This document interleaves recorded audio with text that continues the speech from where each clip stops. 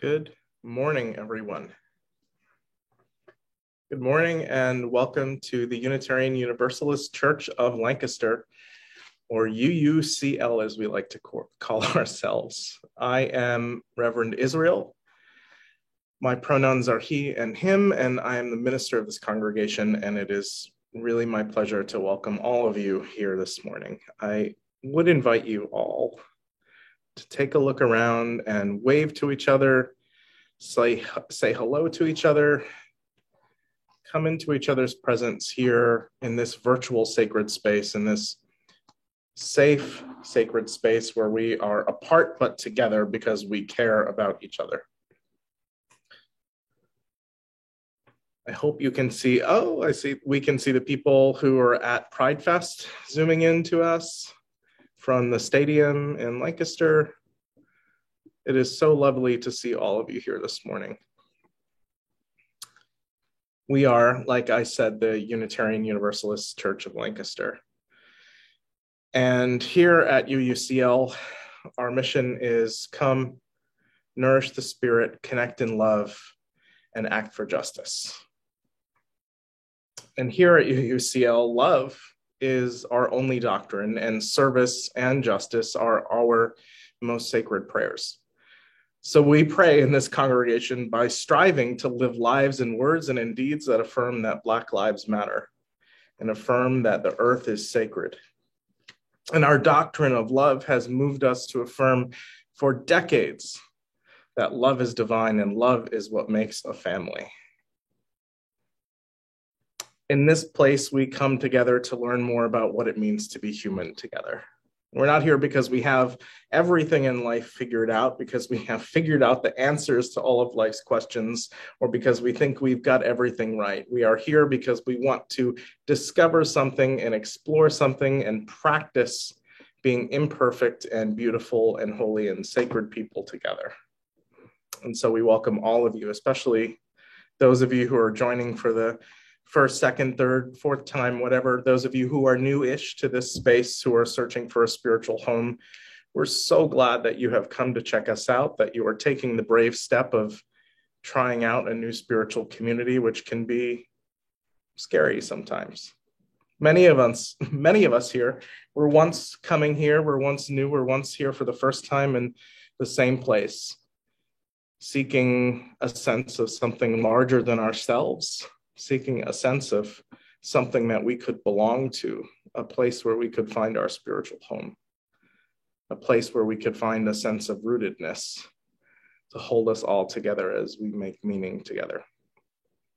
We try to do that here, not perfectly, but we do it together. We strive not for perfection here, but for authenticity and connection.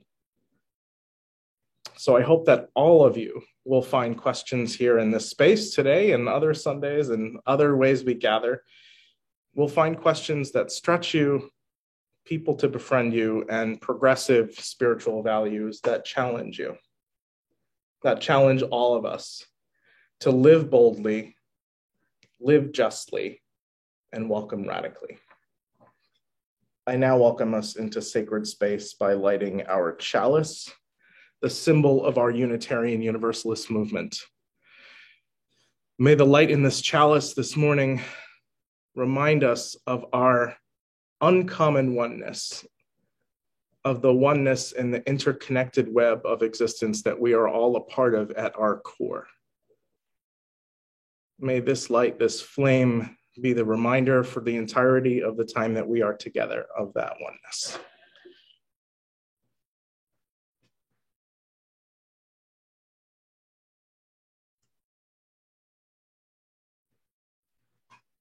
And may the dance of the flame remind us of the negotiation and the dance and the complexity of community, of being with other people. So we are here, like I said, and this Sunday I will be sort of wrapping up a series that I've been doing that you may not have realized, but that I've been trying to summarize, a series on our interconnected web, on our interconnection, on what I've described as process relational philosophy or theology.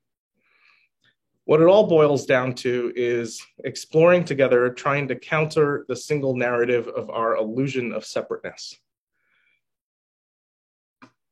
It can be summed up simply in a couple of quotes. The first is by John Ruskin, and it says that when a person is wrapped up in themselves, they make a pretty small package. Or it could be summarized by the words of Parker Palmer, who said that spirituality refers to the eternal human longing to be a part of something larger than one's own ego. That's what I hope we do every Sunday, but it's what I've been also trying to do lately.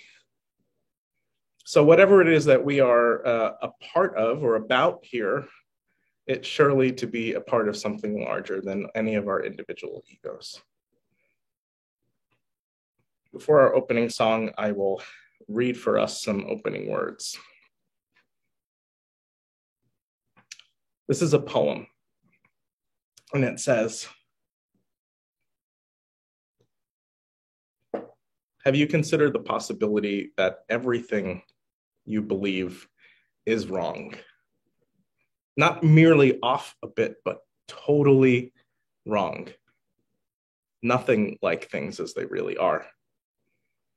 If you've done this, you know how durably fragile those phantoms we hold in our heads are. Those wisps of thought that people die and kill for, betray lovers for, give up lifelong friendships for. If you've not done this, you probably don't understand this poem. Or maybe you don't even think it is a poem, but a bit of opaque nonsense occupying too much of your day's time. So, if you don't understand this, you should probably stop reading it right here, now.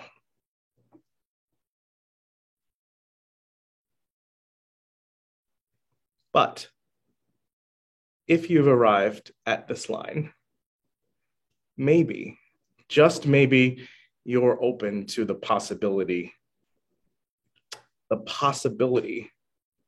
of being absolutely, completely wrong about everything that matters. And how different the world seems then. Everyone who was your enemy is your friend. Everything you hated, you now love. And everything you love slips through your fingers like sand.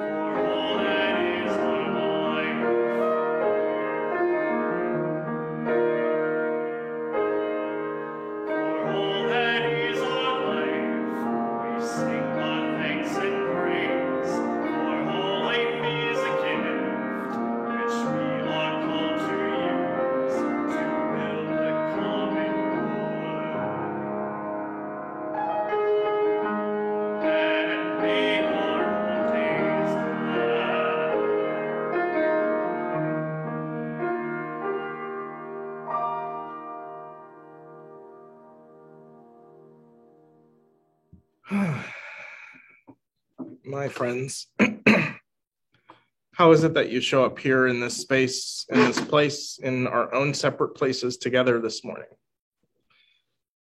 How is that heart and spirit and soul of yours? Is your heart beating gladly and rapidly and fluttering and flying? Is it light and happy?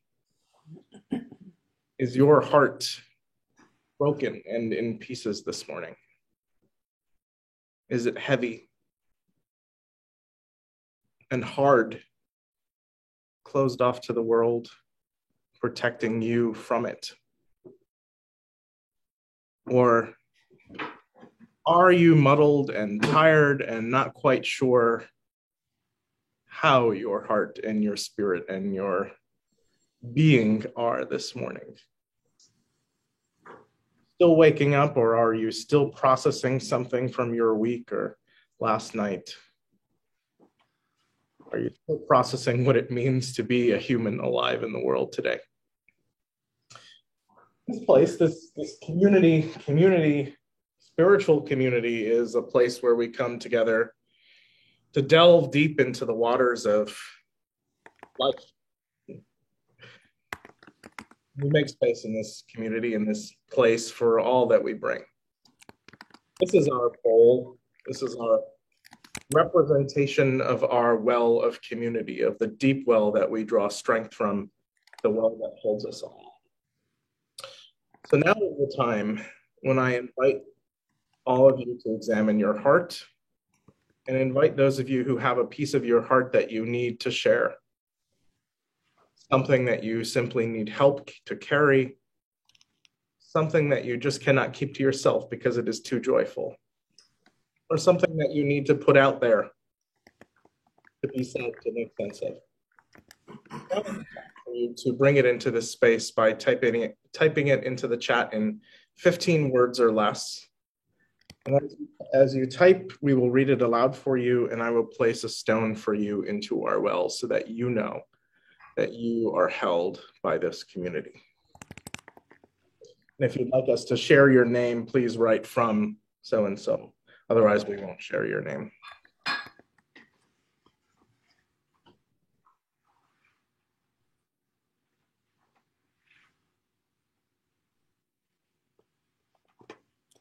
From Leslie, for my granddaughter who is struggling.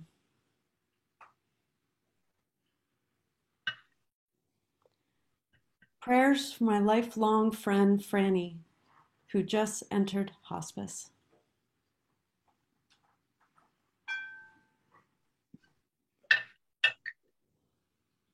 From Heather, the life and scholarship of Dr. Carol Christ, using the New Zealand All Blacks plays in DC, another bucket list item.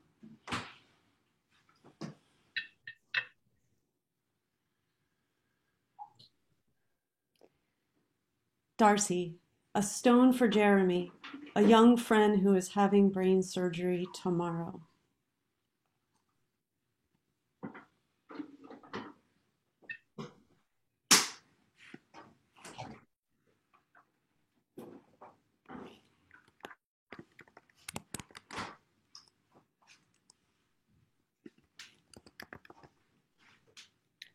For my mom, who suffers in the chains of dementia.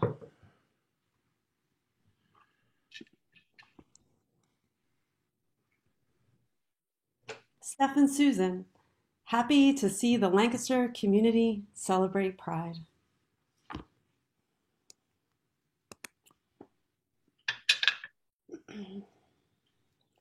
Glad for the art made by the Mural Task Force, glad for Pride today, and for this busy day of church life.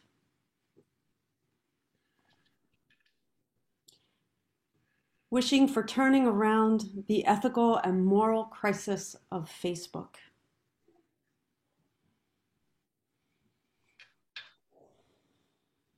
From Marion, thankful for Susan Lithgow, who organized our Pride table today.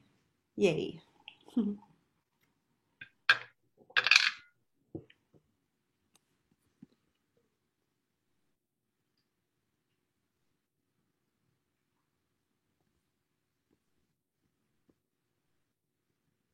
For all of the joys, sorrows, and complex truths that we all carry, that you all carry deep in your hearts on this day and every day, ones that words cannot express,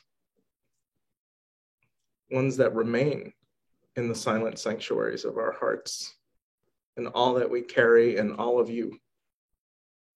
I place this final stone into our well for all of us so that we know that we are held and seen and loved here in this community. And I place this bowl next to our chalice.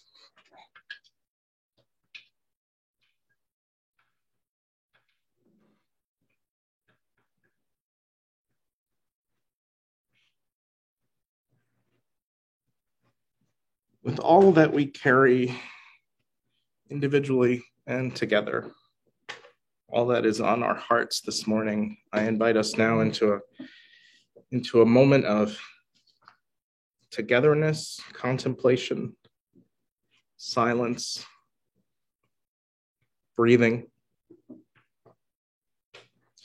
In the spirit of what some may call prayer, and others know as simply being present to all that is around us in life.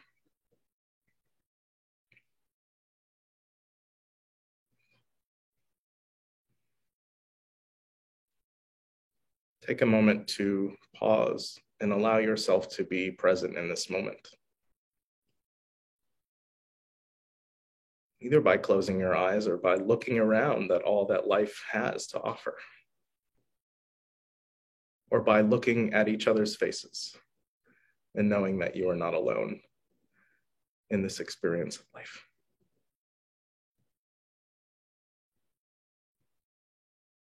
To be still for a moment.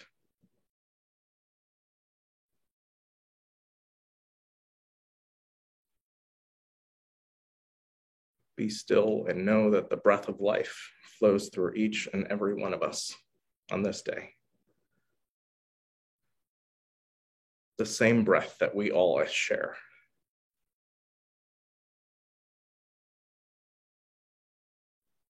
Be still and know that you are me, and I am you, and we are we, not apart, but a singularity, not static, but alive. And the essence of life and growth is change. To be alive means that we are always growing and changing.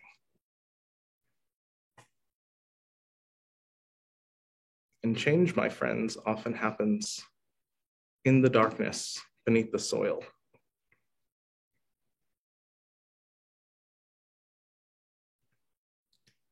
And perhaps to live means that we are always emerging, growing and changing from those dark places.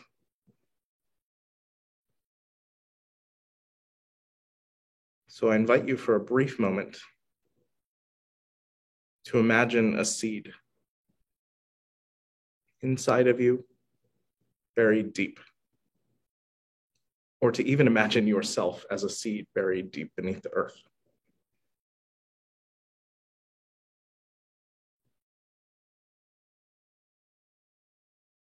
Laying dormant,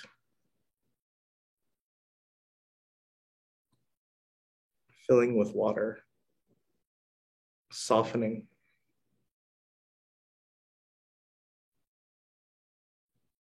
And know this,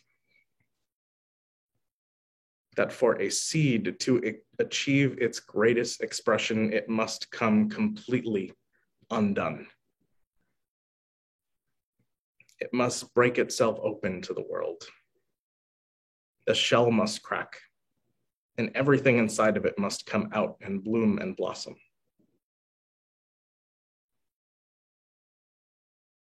To anyone who doesn't understand growth and transformation, they would look at this process and see only destruction.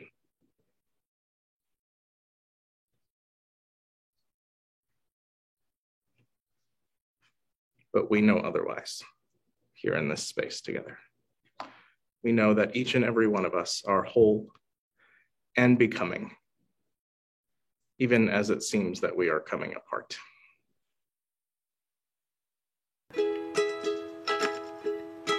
I see trees of green, red roses too. I see them bloom for me and you. And I think to myself, what a wonderful world. I see skies of blue and clouds of white, the brightest day. I like the dark, and I think to myself, what a wonderful world.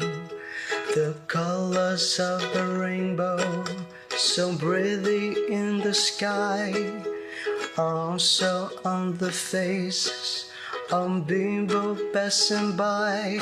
I see friends shaking hands, saying, how do you do? They really saying, I love you. I hear baby cry and I watch them grow. They learn much more than we will know. And I think to myself, what a wonderful world. Yes, I think to myself, what a wonderful world. Yes, I think to myself, what a wonderful world.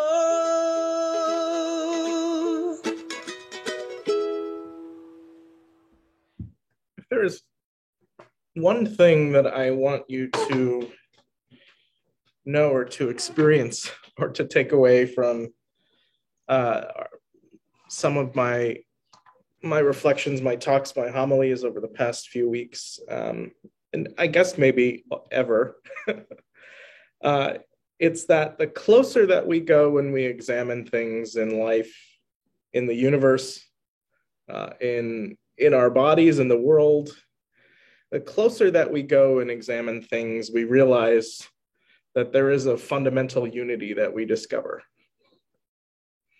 And so if we start from way out here, or if I look out at your faces right now, I see a bunch of complex, beautiful, complicated, lovable,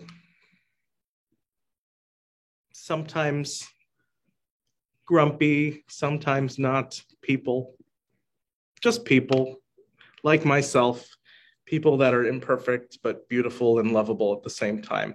And each of you have the wrinkles on your face, the lines on your face, the hair of all ages, that you bear your marks of life, and you are all different. But the more that I look, the more that we come together, we sit with those differences, and they make us interesting and beautiful and lovable and complex. But the more that we sit with those differences, and the more that we look closely, truly, at each other, and what it means to be human and to be alive and want to be loved and want to belong, we realize that there is a unity, a fundamental unity, oneness, sameness, interconnection, whatever you want to call it, to us. Even if we bring our individual selves and experiences and consciousness and ego and all those things to the picture, there is this fundamental beauty and unity and interconnection to all of us. And that's just as true of all of you in any community as it is if you look at matter and energy in the universe.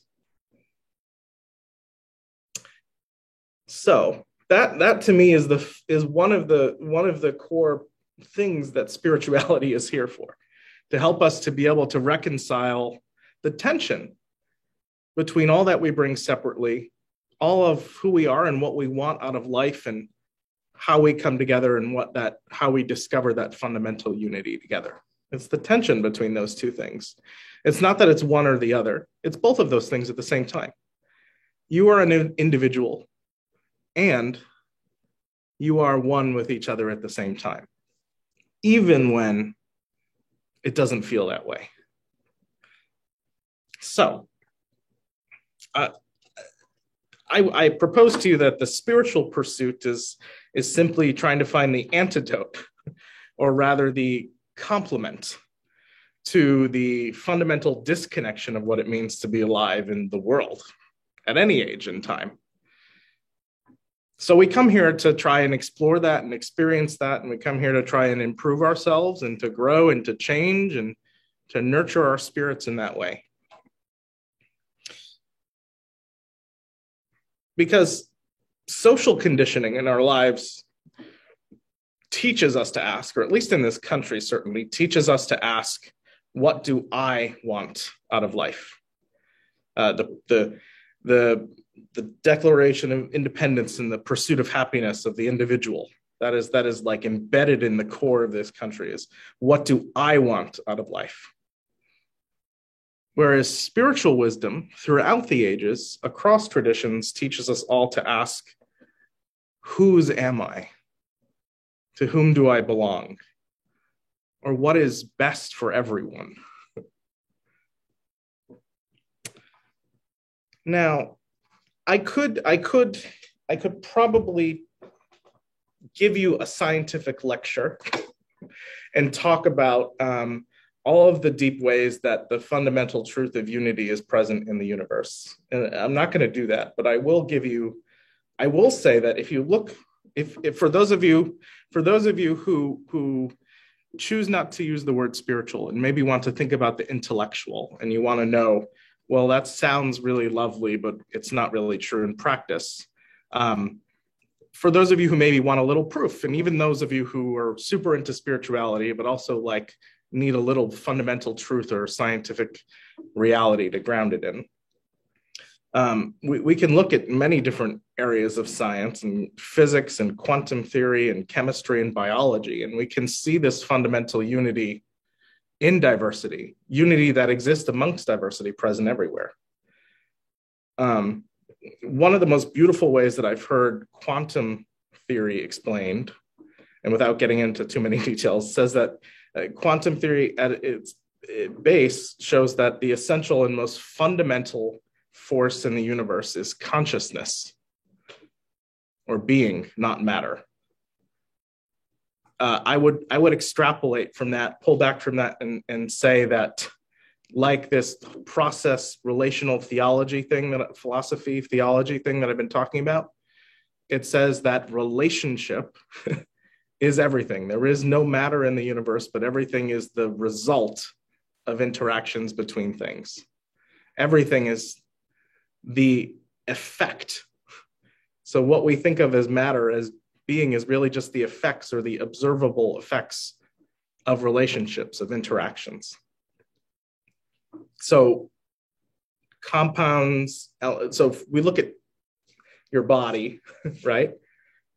You're made up of organs, skin, organs inside, blood, and all this stuff, compounds. And if you go a little bit deeper, you find elements, and then atoms. And then if you go even deeper, you find something else.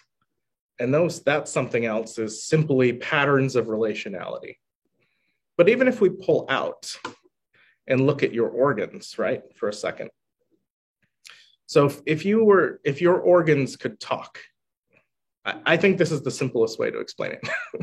If your organs could talk, if you could ask your skin why it existed, or what its purpose was, or what it was doing, your skin would say, well, I'm here to protect the body and keep stuff from entering in it that shouldn't be entering in it. And I'm here to help the body feel and experience the outside world.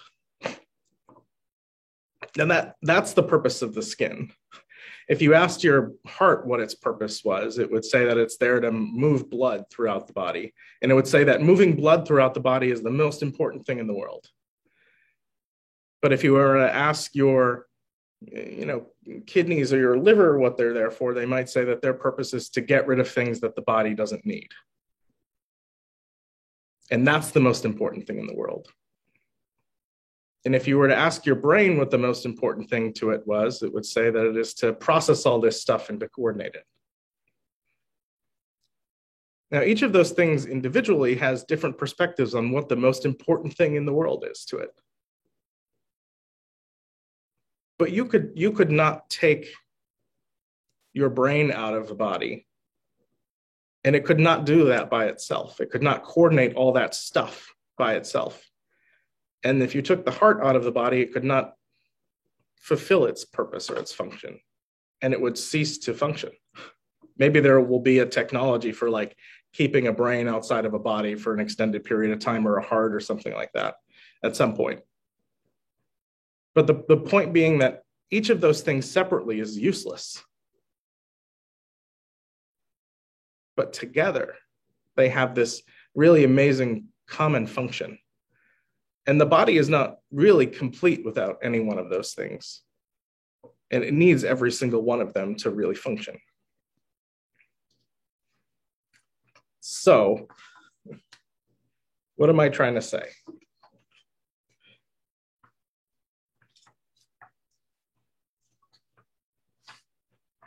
Let me put it this way. Your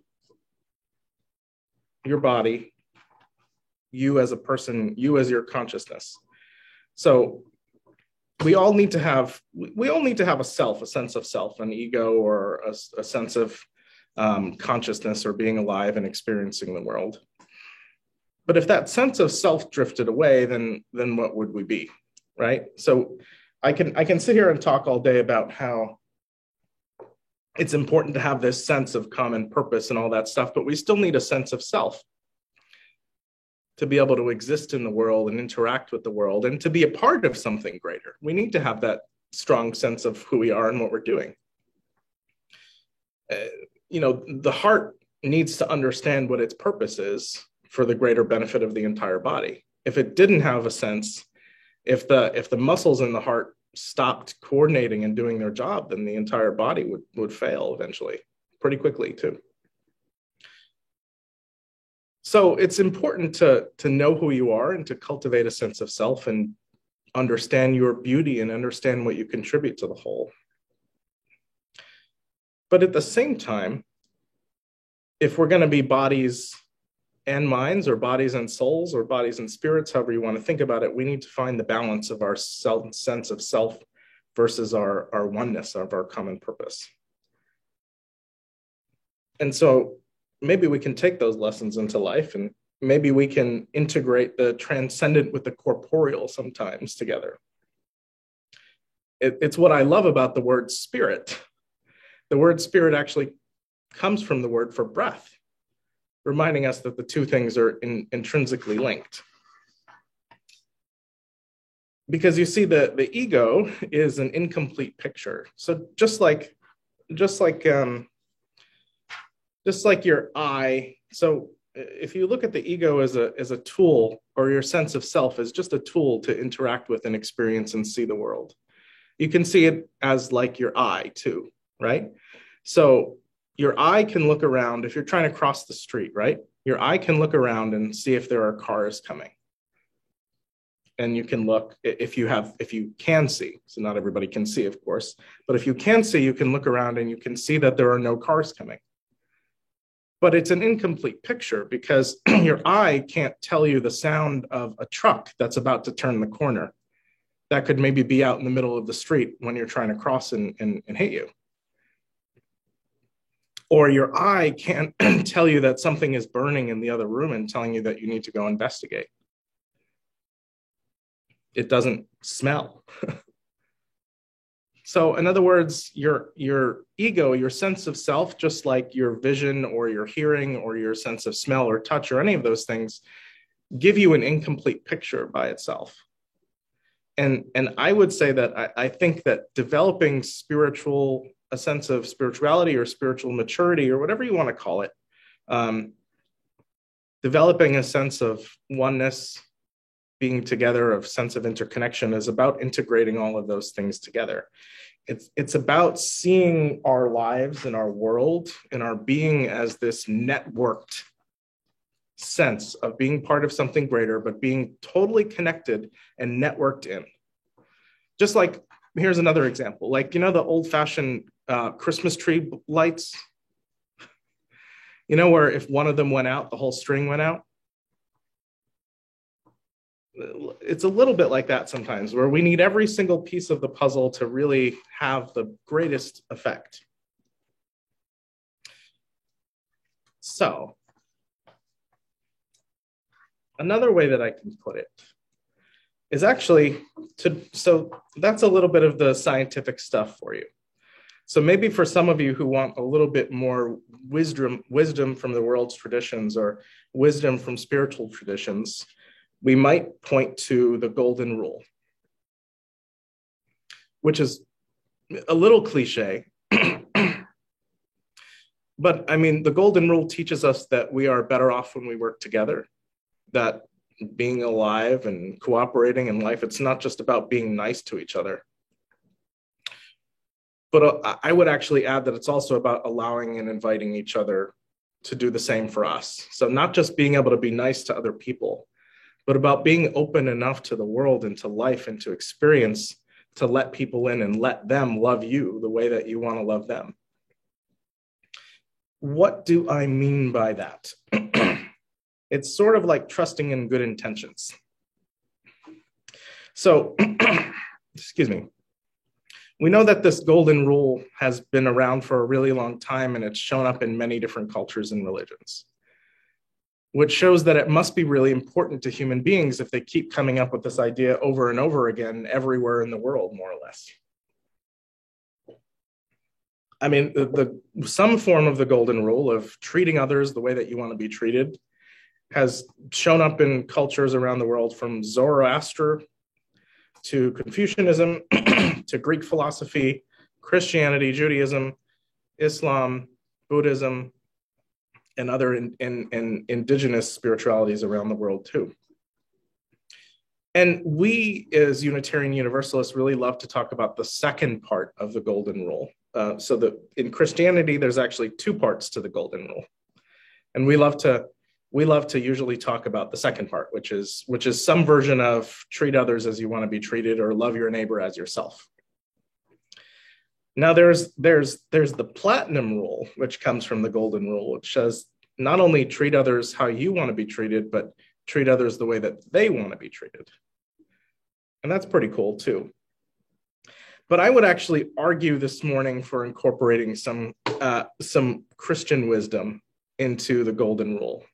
And I think it's actually important to look at the way that the Christians talk about the golden rule, because the first part of the golden rule that we like to ignore here a lot is in the story in the Bible, when Jesus is asked what the greatest commandment is, he doesn't start with saying, treat others, love your neighbor as yourself. He says, okay, any of you who don't like hearing the word God may just brace yourselves. So the golden rule, as the greatest commandment, the way that Jesus explains it, is love the Lord your God with all your soul, heart, mind, and strength. Now, there's a reason, I think, why that is said first. And it's not because and my interpretation of this is not because the wisdom is saying that we need to bow down before someone, before a Lord. That's not what I want you to get. That's not what I want you to hear out of what I just said. The reason why I think that is so important and said before, it's actually said before, love your neighbor as yourself, is because it's important to remember that to be able to love other people, we first need to be able to be connected to and receive love ourselves. Now, how do I make that extrapolation? You might be wondering.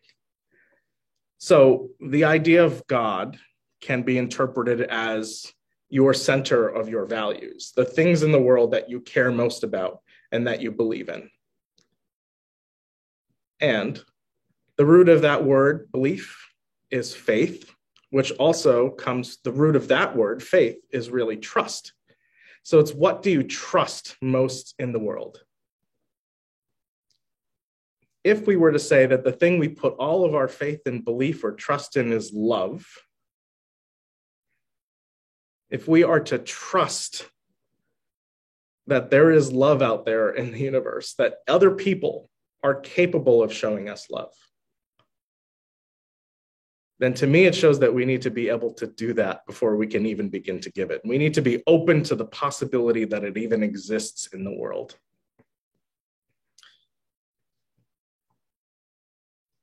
We must learn to receive love from each other, to trust in good intentions, if you want to think of it that way.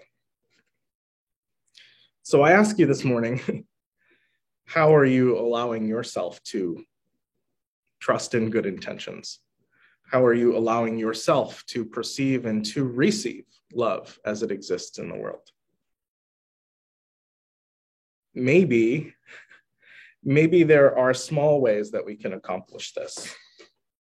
Like maybe if you stop for a moment and allow someone to give you a compliment without deflecting back immediately.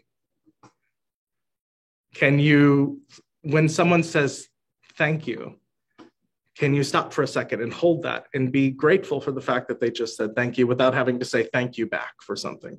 I know I do this all the time. When someone says like, thank you for your time or thank you for being with me, I say, well, thank you, without actually taking a moment to let that sink in, that somebody was grateful for my presence with them and was grateful for me showing them love. Are you able to let people help you without having to pick up everything and do it all by yourself? Are you able to let people help you to be partners in life and be partners in the things that you are doing? And why? Why is it so hard to accept love sometimes? Why is it so hard to accept help sometimes? Why is that so hard?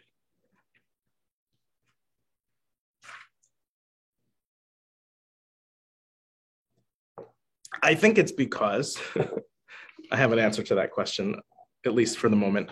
I think it's because we have this myth of bootstrap theory so ingrained in us in this country. This myth that we can do everything by ourselves, we just have to work hard and we can achieve everything and we don't need other people, and that success comes from your individual effort. And you've heard me talk about this before. This myth of self-reliance, even it's embedded in Unitarianism. We even have, was it Emerson? Was it, maybe someone out here can tell me if it was Thoreau or Emerson who wrote Self-Reliance. I think it was Thoreau. That's a foundational piece in classical Unitarianism, is self-reliance. Emerson, thanks, Lenore. I should know that. But hey, I'm imperfect too. This myth of self-reliance that we have closes us up so much to the possibility that we could need someone else in life. Closes us to the possibility that we are all part of this interconnected web, this networked part of something greater that we are doing together.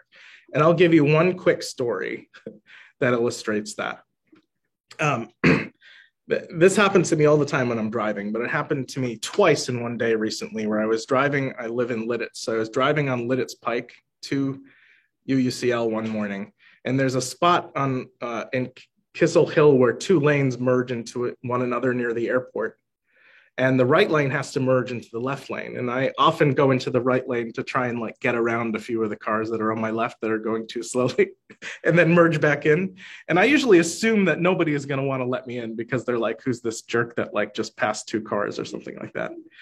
And one day when I was doing that, I felt like I got into this little bit of like a game of chicken with the person on my left where they weren't going to let me in and I wasn't going to like let go of my need to be let in. And so it ended, I didn't get into an accident or anything, but I had this just like really moment of huge frustration. And then I had that same moment on the way back home because there's a spot at the start of Lidditz Pike where the lanes do the same thing. And I thought, well, what if I had just like, and I became, it made me feel really cut off from my connection with the other person and frustrated. And it occurred to me, well, what if I had just trusted in the fact that they were going to treat me like a human being, or if I had made eye contact with them or something like that when I was driving. I know that's a simple illustration of it. And the next time actually that I drove that way, I did sort of like make a point of not trying to compete with anyone and making eye contact with someone and trusting that they would let me merge in, that we would all figure it out together. That is kind of like what happens in driving a lot. So if there's something that I want you to take away from all of this today, it's that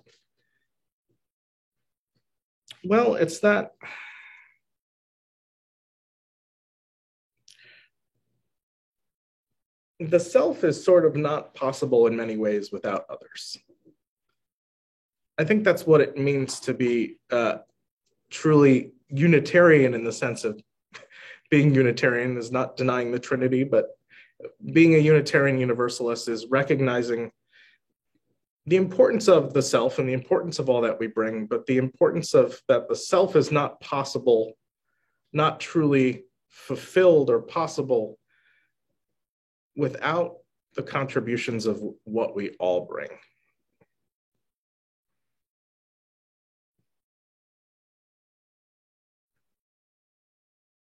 That we are all of us like organs, part of one singular body, that we are all of us contributing to something beautiful, something amazing, something that is life-changing and life-affirming and powerful.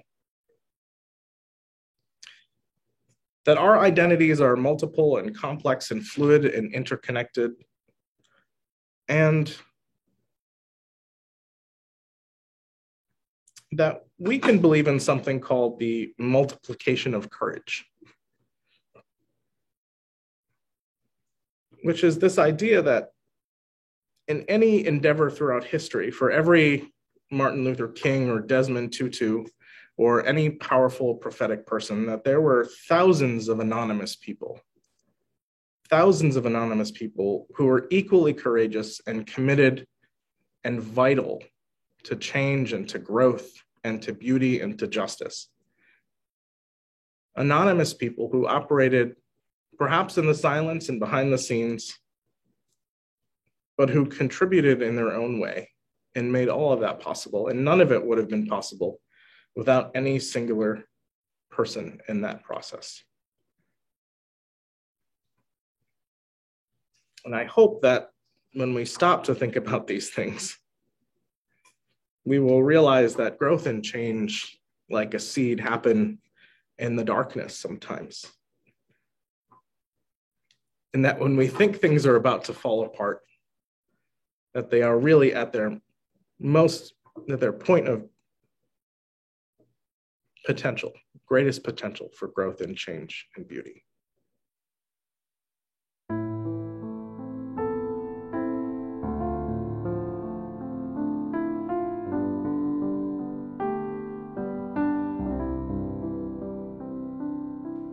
Spirit of life,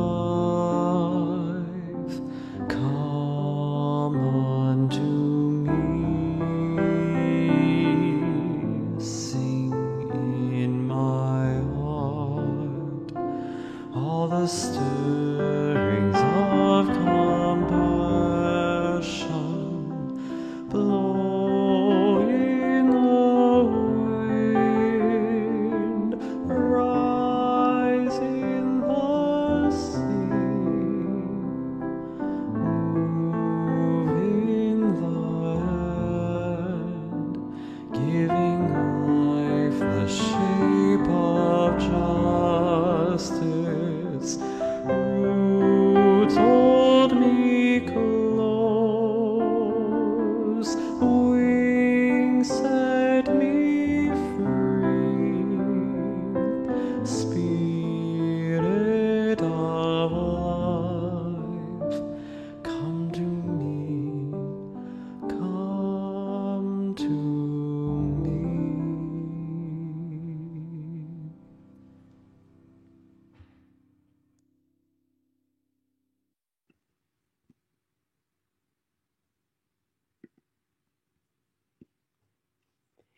We now take an offering as an outward expression of our interdependence. We share half of our offering this month with the Lancaster Education Foundation to fund projects that support educational excellence in the school district of Lancaster. You can support our work as you are able by texting the amount of your donation to the number on the screen or through the Contribute tab on our website at uuclonline.org. It can be found in the chat. Thank you.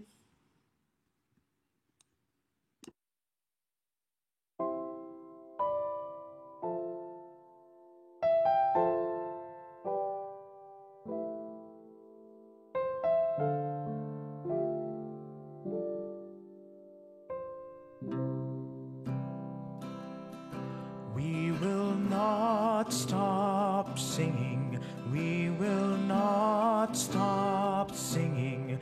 We will not stop singing till the world can hear the song, till the world can sing along. We will not stop marching. We will not stop marching. We will not stop marching till the world can hear the song, till the world can sing along. Till the world can sing, till the world can sing, till the world can sing along. Till the world can sing, till the world can sing, till the world can sing along. We will not stop praying. We will not stop praying. We will not stop praying till we all can get along, till the world can sing our song. We will not stop shouting. We will not stop shouting. We will not stop shouting. Shouting right from wrong till the world can sing our song. Till the world can sing, till the world can sing, till the world can sing along. Till the world can sing, till the world can sing, till the world can sing along. We will not stop singing. We will not stop singing. We will not stop singing till the world can hear our song, till the world can sing along.